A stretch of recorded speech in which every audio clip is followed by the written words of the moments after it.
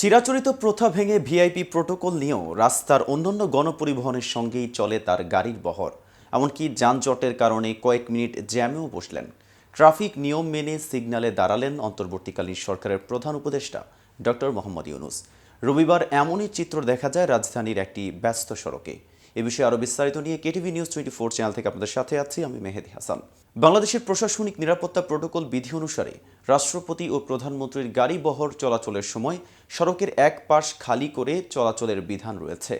তাদের চলাচলের 15 মিনিট আগে থেকেই নির্দিষ্ট সড়কটির এক পাশ ফাঁকা করে সেখানে জনসাধারণের চলাচল বন্ধ করে রাখার নিয়ম রয়েছে।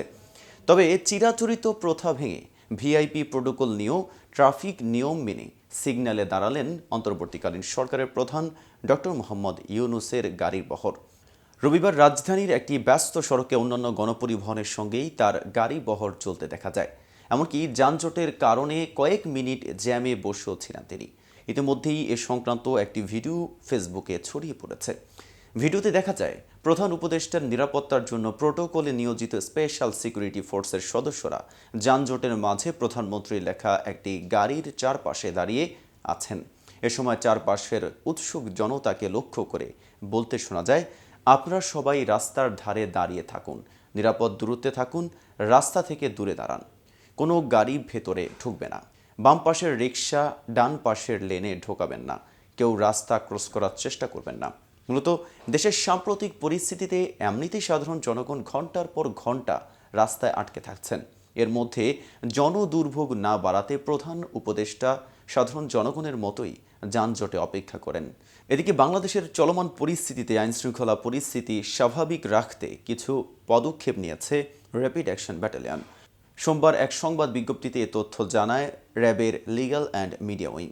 সংবাদ বিজ্ঞপ্তিতে বলা হয়, বাংলাদেশের চলমান পরিস্থিতিতে বেশ কিছু কার্যক্রম হাতে নিয়েছে র্যাব। তাদের পরিচালিত কার্যক্রমসমূহ হল রাজধানীর দেশের বিভিন্ন স্থানে সেনাবাহিনী, আনসার এবং বিজিবি এর সহায়তায় জয়েন্ট পেট্রোলিং পরিচালনা করা, রাজধানী সহ বিভিন্ন স্থানে ছাত্রদের সাথে সমন্বয় করে ট্রাফিক ব্যবস্থাপনায় সহযোগিতা করা, দ্রব্য মূল্য নিয়ন্ত্রণের ছাত্রদের সাথে সমন্বয় করে সারা দেশে বাজার মনিটরিং কার্যক্রম পরিচালনা করা, বাংলাদেশ পুলিশের বিভিন্ন থানা, ফাঁড়ি বা পুলিশ লাইন থেকে লুটকৃত বা হারানো অস্ত্র ও গোলা বারুদ উদ্ধার কার্যক্রম পরিচালনা করা, সারা দেশে আইনশৃঙ্খলা পরিস্থিতি স্বাভাবিক অবস্থায় ফিরিয়ে আনতে এবং দেশের বিভিন্ন থানা ও পুলিশের ইউনিট সমূহের কার্যক্রম শুরু করতে সেনাবাহিনীর সাথে সহযোগিতা করা। এদিকে অর্থ ও পরিকল্পনা মন্ত্রণালয়ের দায়িত্ব পাওয়া অন্তর্বর্তীকালীন সরকারের উপদেষ্টা সালেউদ্দিন আহমেদ বলেন, এখন আমাদের প্রধান কাজ আইন শৃঙ্খলা ঠিক করা।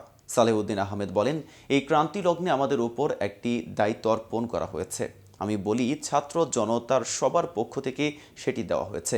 এটি খুব কঠিন সময়। আমাদের কনসার্ন হলো দেশের ছাত্র জনতার সংগ্রামে এটি আসছে। আমাদের এখন প্রধান কাজ আইন শৃঙ্খলা ঠিক করা। এটা যদি আমরা না করতে পারি তাহলে কিন্তু সমস্যা তৈরি হবে। আজ এ পর্যন্তই। নিত্য নতুন সকল আপডেট পেতে কেটিভি নিউজ 24 এর সাথেই থাকুন।